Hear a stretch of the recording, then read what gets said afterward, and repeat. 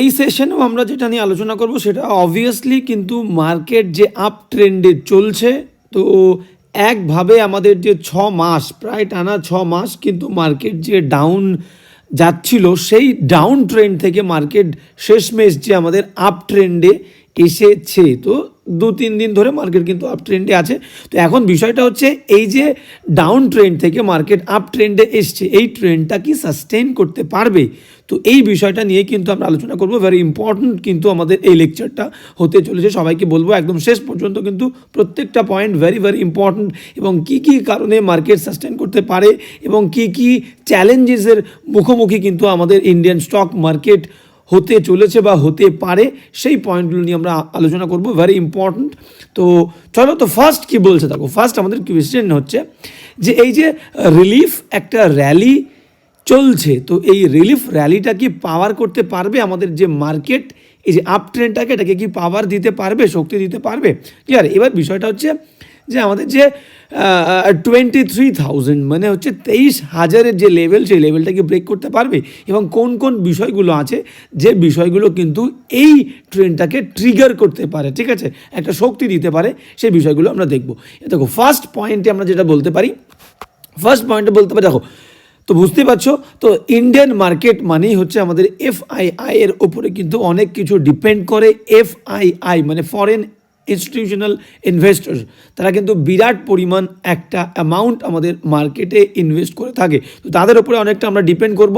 তো সেই কারণে আমরা দেখবো যে ফরেন ইনস্টিটিউশনাল যে ইনভেস্টর, তাদের অ্যাক্টিভিটি কি হতে চলেছে। তো আমরা যদি দেখি যে এই যে লাস্ট যে আমাদের মান্থ দেখলাম, এই যে লাস্ট মান্থ আমরা যদি দেখি, তাহলে এই লাস্ট মান্থে কিন্তু 25,000 crore মানে আমরা 25,000 কোটি টাকা কিন্তু আমরা বলতে পারি মার্কেট থেকে ফরেন ইনভেস্টররা তুলে ফেলেছে। এবং যদি 2025-এর ডাটা দেখি, তাহলে আমরা দেখব যে 1 লাখ মানে 1,37,000 মোর দেন 1,37,000 crore কিন্তু আমরা বলবো যে কারেন্সি তারা কিন্তু ইন্ডিয়ান কারেন্সি মার্কেট থেকে তুলে নিচ্ছে। এবার দেখো এই বিষয়টা হচ্ছে তারা তুলে নিয়ে, দেখো ফরেন, এখান থেকে একটা জিনিস আমাদেরকে বোঝা উচিত যে ফরেন যে ইনভেস্টররা হয়, ছবিটা দেখলে তোমরা বুঝতে পারবে, তারা কিন্তু ভেরি ইন্টেলিজেন্ট হয়। তারা যে কোনো মার্কেটে, সেটা ইন্ডিয়ান মার্কেট হোক, চাইনিজ মার্কেট হোক, যে কোনো ফরেন ইনভেস্টররা যখন কোনো মার্কেটে ইনভেস্ট করে, তারা কিন্তু দেখবে তোমরা আমাকে আশার আলো দেখাও, একটা কিরণ দেখাও, প্রফিট দেখাও, আই উইল বা we will definitely invest in your market. দেখো আমরা কিন্তু ডলার নিয়ে রেডি আছি, আমরা ইনভেস্ট করতে আছি, আমাদেরকে ফায়দা দেখাতে হবে, আমাদেরকে প্রফিট দেখাতে হবে, আমরা কিন্তু ইনভেস্ট করব। তো তোমার আমার মতো যারা রিটেল ইনভেস্টার, তারা কিন্তু বোকা নয়, ওরা ফ্লোতে যায় না, ওরা টেকনিক্যাল অ্যানালিসিস করবে, ওরা ফিউচার দেখবে। আমরা কিন্তু ফিউচার দেখি না। একটা নির্দিষ্ট পার্টিকুলার কোনো শেয়ার আপ ট্রেন্ডে চলছে, তো সেখানে আপার সার্কিট লাগছে দেখে আমরা ইনভেস্ট করে দিই। কিন্তু foreign investor is very intelligent. After a lot of investigation analysis, তারপরে কিন্তু they will decide to invest in a particular market. Clear? তো এবার বিষয়টা হচ্ছে যে চাইনিজ মার্কেট আমরা এখানে দেখতে পাচ্ছি, যে যদি আমরা দেখি যে চাইনিজ যে স্টক, চাইনিজ যে মার্কেট, সেই মার্কেট কিন্তু কদিন ধরে খুবই অ্যাট্রাকটিভ এবং সেটা ট্রিগার্ড হতে দেখা যাচ্ছে। তো তার কারণ বুঝতে পারছো, Chinese government very intelligent government. তো চাইনিজ সরকার থেকে বিভিন্ন রকমের সিদ্ধান্ত নেওয়া হচ্ছে, তারা ফাইন্যান্সিয়াল ডেভেলপমেন্ট করার জন্যে অনেক রকমের কিন্তু সুবিধা দিচ্ছে। সেই কারণে আমরা দেখতে পাচ্ছি যে চাইনিজ স্টকে কিন্তু ফরেন ইনভেস্টররা কিন্তু আর কি খুবই অ্যাট্রাকশন দেখাচ্ছে এবং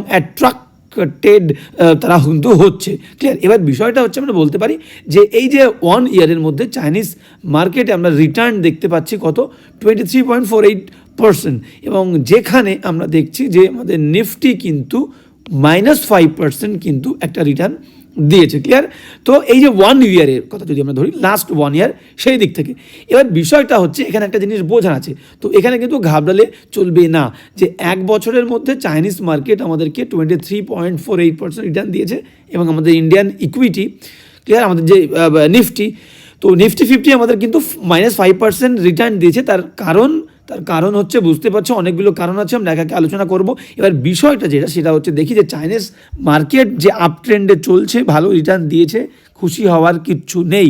কারণ 2008 সাল থেকে যদি আমরা ডাটা দেখি, যে 2008 সাল থেকে এখনও পর্যন্ত যদি দেখি আমরা চাইনিজ মার্কেট কিন্তু লাগাতার একভাবে কিন্তু ডিসঅ্যাপয়েন্ট করেছে ইনভেস্টরদেরকে। তো এই সম্প্রতি এটা একটা শর্ট টার্ম খেলা, দেখো একদম ক্লিয়ারলি মেনশন করা আছে যে এটা একটা শর্ট টার্ম, মাত্র 1 ইয়ারে কিন্তু এই ফলটা তারা দেখিয়েছে, শর্ট টার্ম পিরিয়ড। কিন্তু লং টার্মে কিন্তু চাইনিজ মার্কেট কিন্তু কি বলবো আমরা ডিসঅ্যাপয়েন্ট করেছে সবাইকে। ক্লিয়ার?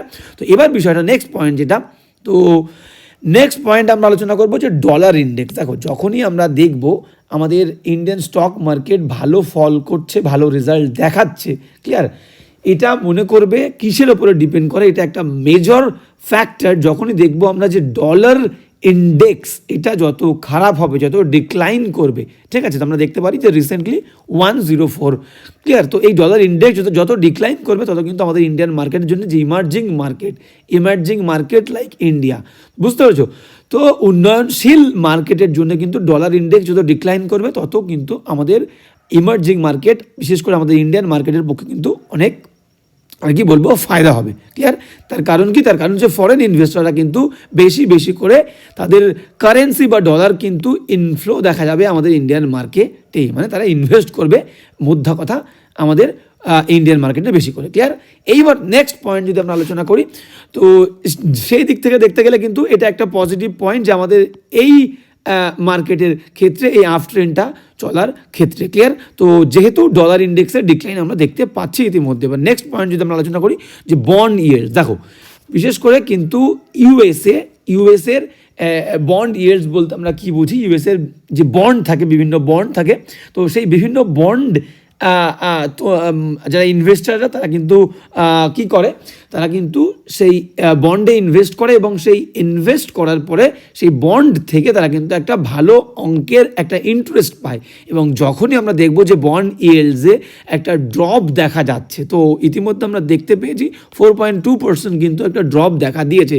তো যত বন্ড থেকে কিন্তু ফরেন ইনভেস্টররা কম ইন্টারেস্ট পাবে, তার মানেও কিন্তু এটা একটা পজিটিভ সাইন আমাদের ইন্ডিয়ান ইকুইটিজের পক্ষে। এবং দেখব যে আমাদের ইন্ডিয়ান ইকুইটির সাথে কম্পেয়ার করে যদি বন্ড কম ইন্টারেস্ট দেয় তাহলে কিন্তু আমাদের ইন্ডিয়ান মার্কেটের জন্য বিশাল বড় একটা ভালো নিউজ এবং খবর। তো সেই দিক থেকেও কিন্তু এখন কার দিক থেকে দেখতে গেলে আমাদের কিন্তু এখনও পর্যন্ত একটা পজিটিভ সাইন আমাদের মার্কেটে কাছে। ক্লিয়ার? যেহেতু আমরা ডিক্লাইন দেখতে পাচ্ছি অলরেডি বন্ডের ক্ষেত্রে। তো নেক্সট পয়েন্টে আমরা আলোচনা করবো ক্রুড অয়েল, ভেরি ক্রুশিয়াল একটা পয়েন্ট, ক্রুড অয়েল প্রাইসেস। দেখো ক্রুড অয়েল তো বুঝতে পারছো তেলের ওপরে সব কিছু, এভরিথিং কিন্তু ডিপেন্ডস অন অয়েল। তো বুঝতেই পারছো, তো অয়েলের দাম যত কমবে তত কিন্তু আমাদের মার্কেটের পক্ষে ভালো। তো যত দাম কমবে তত ইনফ্লেশন কিন্তু একটা লিমিটে থাকবে, ইনফ্লেশন বাড়বে না। তেলের দাম বাড়া মানে কিন্তু ইনফ্লেশন বাড়বে, সমস্ত জিনিসের দাম বাড়বে। তো সেই কারণে কিন্তু এখন দেখতে পাচ্ছি আমরা যে তেলের দাম কিন্তু অনেকটা, যে ক্রুড অয়েল, সেই ক্রুড অয়েলের প্রাইসটা কিন্তু 6 মান্থ লো দেখতে পাচ্ছি আমরা। তো সেই দিক থেকে দেখতে গেলে আমাদের ইন্ডিয়ান মার্কেটের কিন্তু একটা বিরাট বড়, মার্কেটের পক্ষে বিরাট বড় একটা কিন্তু সুখবর। তো আমরা যদি বলি যে ফর দ্য উইক ব্রেন্ট মানে কি, ক্রুড অয়েলের কথা বলেছে ডাউন 3.8%। তো বুঝতেই পারছো নভেম্বরের ডাটা। তো ভেরি ইম্পর্ট্যান্ট একটা এবং ভালো খবর, পজিটিভ সাইন যে ক্রুড অয়েল কিন্তু অনেক কম এসেছে।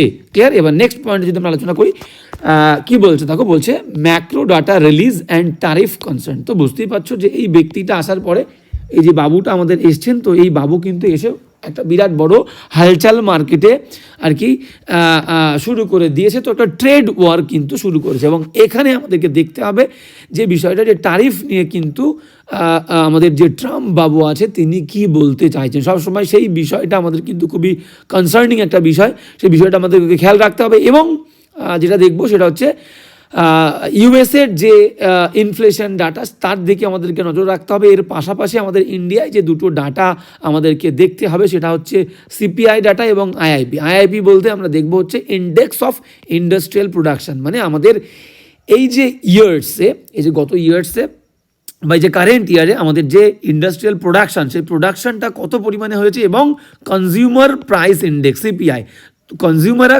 কত পরিমাণে কিন্তু তারা কনজিউম করেছে, তারা কিনেছে প্রোডাকশনটা। তো এই যে ব্যালেন্সটা, এই ব্যালেন্সটা কতটা ঠিকঠাক আছে, এই ডাটাটা রিলিজ হওয়া পর্যন্ত আমাদের ওয়েট করতে হবে এবং কিন্তু খুব ভালোভাবে নজর রাখতে হবে।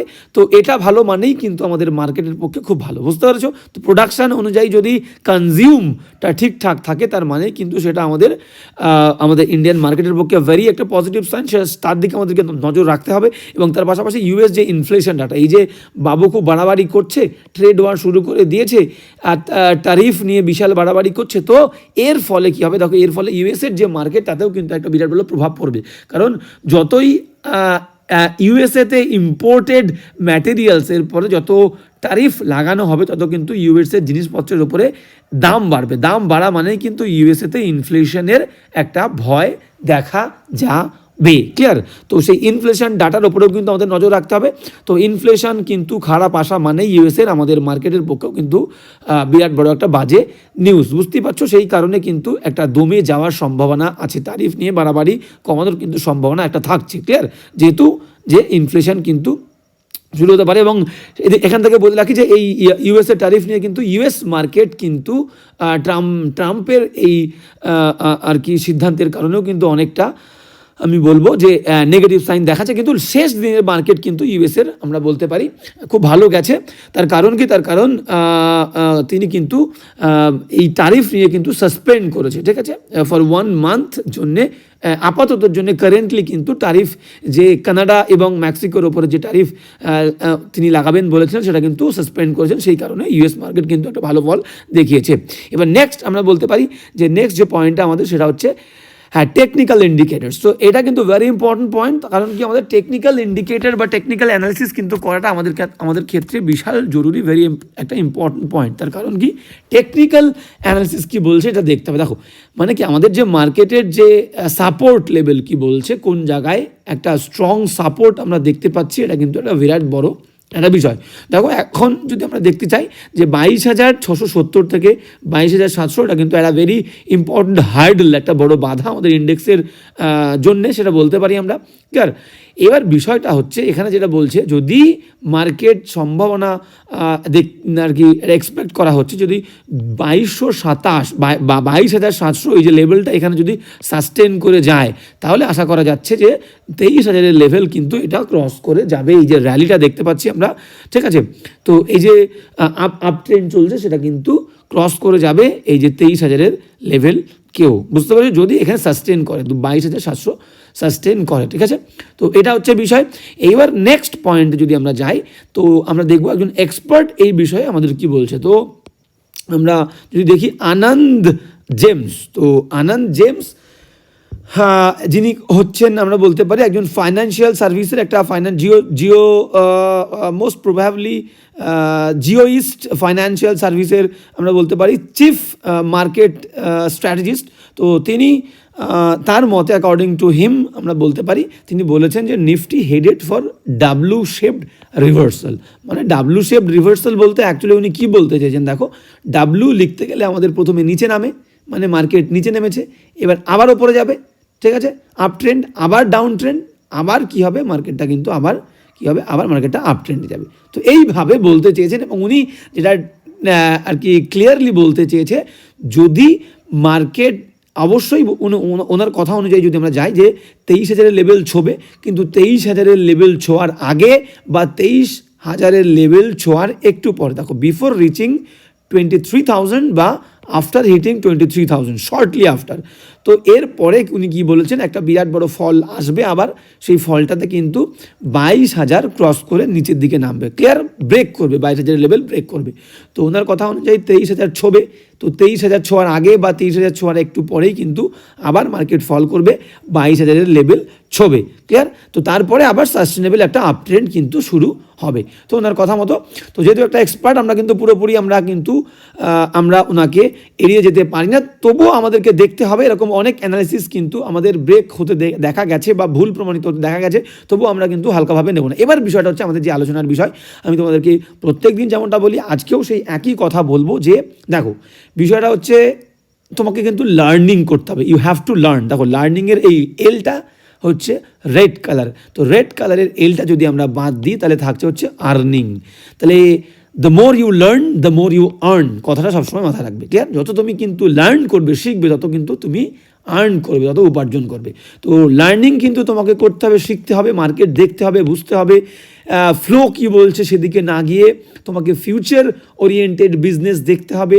সেই রকম ফিউচার ওরিয়েন্টেড বিজনেস তোমাকে স্ট্রং, ফান্ডামেন্টালি স্ট্রং স্টকে ইনভেস্ট করতে হবে এবং শিখতে হবে, বুঝতে হবে, ইনভেস্ট করতে হবে, ঠিক আছে? আমার এই ক্লাসটাতেও কিন্তু আমি তোমাদেরকে বলবো, যেটা প্রত্যেক দিন বলি, আমি কিন্তু তোমাদেরকে কোনো রকম কোনো রিকমেন্ড করছি না, ইনফ্লুয়েন্স করছি না, পুরোপুরি you have to go on your own. তোমাকে নিজেকে চলতে হবে, নিজের এক্সপেরিমেন্ট নিজে করবে, ইনভেস্ট নিজে করবে।